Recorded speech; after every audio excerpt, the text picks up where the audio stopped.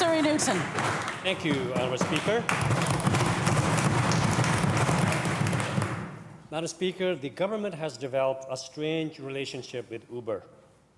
2.5 weeks ago, the Premier took responsibility for Uber away from the Minister of Transportation and gave it to the Minister for Community Sport and Cultural Development.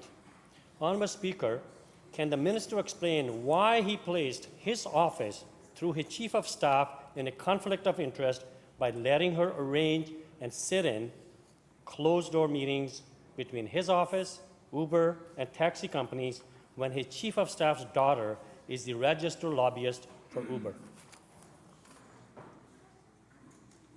Minister of Community Sport and Cultural Development.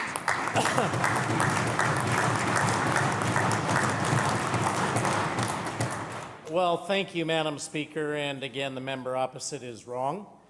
There is no ongoing relationship with my Chief of Staff's daughter with Uber.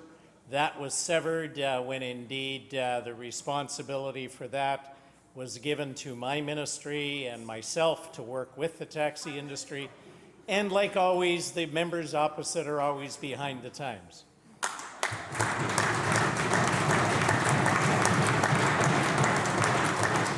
Minister Ray Newton on a supplemental. Thank you, Honourable Speaker. Honourable Speaker, let's look at this government's history with Uber. 2014, the Minister of Transportation said, no way to Uber. Then Uber hired Premier's former Principal Secretary. Then July 2015, Uber lobbyists set up meetings between Uber and the Minister of Citizen Services. Then suddenly the Minister of Transportation says Uber is inevitable.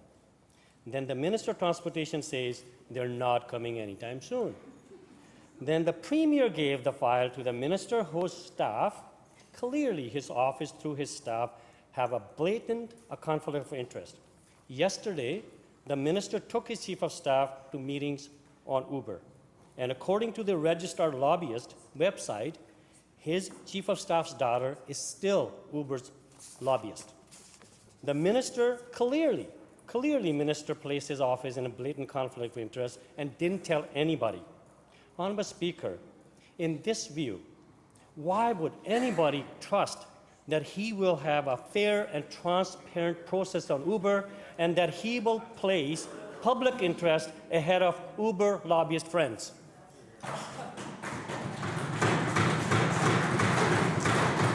Minister of Community Sport and Cultural Development.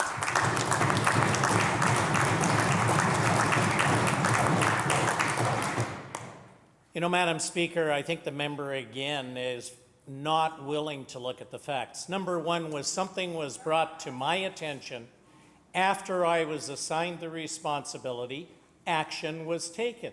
But Madam Speaker, I know the members opposite are jealous of the fact that this government has said, we care about the taxi industry, we are going to work with them. We met with them and we had a very good meeting yesterday talking about the future of their industry and the people who have dedicated their lives and their families to that industry. And Madam Speaker, we are committed not to have any hidden agendas, but to absolutely work with the industry, Madam Speaker, so that we can ensure that the future of the taxi industry is protected and the lives of the families that are in that industry can move ahead in a positive way because of our sound economic policies, because we have balanced budgets, and because we do care, Madam Speaker.